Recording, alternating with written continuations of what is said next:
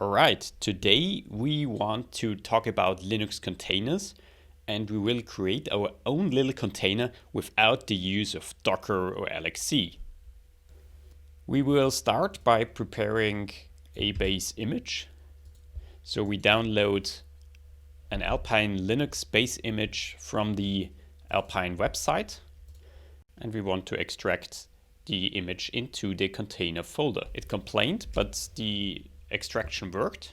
Next, we want to mount our container and move into it in order to execute a shell. For this purpose, we create a new mount namespace where we can manipulate our mount list. In our current mount namespace, we already have a lot of stuff mounted, like the disk or auxiliary file system like the proc or the dev. The kernel organizes the namespaces with numbers, and we can also check the number examining the proc file system. For example, the current process uses namespace number something 40. So now, if we work with containers, we want to create a separate list, a separate mount list, and work only on this mount list. Unshare tells the kernel to create a new namespace, and then we can work with that new namespace. The cool thing here is that this is completely isolated from the parent process. So we don't affect the system by changing our mount points inside the container. As we examine the mount namespace for parent and child, we see that there are different mount namespace numbers. So now we have a separate mount list. Now we can unmount all the stuff which is unnecessary. All the stuff from the host is now gone. We dropped all the things we don't need inside the container. So next we prepare to switch the context into the container. To do that, we have to pivot into the new container. So we have to prepare our container folder with a new mount point. And then we can also add a dev file system, for example, for our device nodes. And ultimately, we want to switch our current file system root with the one which is the container folder. Now we pivot root into it. Pivot root meaning that we have one current root file system, and we want to switch it with that one which is inside the container. And this is done via the pivot root command. So this tells us pivot root into the container folder and puts the current root directory, current root mount point on old root. Okay, done and done. So if we type ls, it doesn't find anything because we switched the root file system.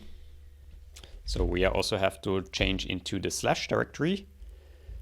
And now we can run the bin ls and see that we're indeed inside the new file system. And we are now ready to exec bin sh. This replaces our current process with the target shell inside the new namespace. Alright, we are now inside the container and we can check what we see here. We have no proc mounted, so we don't see what the kernel sees. Let's mount a proc file system. And here we see what pivot root did. We have the old root mounted as well as the new /. So basically we're done. We have a little container. We only have to unmount the old root. We can try to traverse up, but we can't break out. So let's talk about the tags. We only see our container file system, but we are still root inside the container as well as outside. We also have access to the network. So inside here we have no separate network namespace. And indeed we see all the adapters on the system. We can try to ping to the outside world. And of course this should work because we have the same network namespace. And we can try to access the dev file system, but it's not populated. But we are still root. So what we can do is that we create a device node inside the dev. For example, we create a device node for the SDA, for the first partition on this disk. And we only have to match the major and minor numbers. And then we can talk to the kernel accessing this block device. We have access to the block device, so we can read from it. We can try to DD from it, so we can make a disklet. We can also try to mount the file system residing on this block device. And indeed, this is a breakout from the container inside to the outside host. Comparing our homemade container with Docker, we can experience several things. For example, if we go into the proc file system and check for the namespaces of the current process, we see again we have namespace, mount namespace number 40. And if we go for a Docker run of an Alpine image and run the binsh command, we can do this as well. Let's pull the namespaces from the current process and the current container, and we see that it's a different one.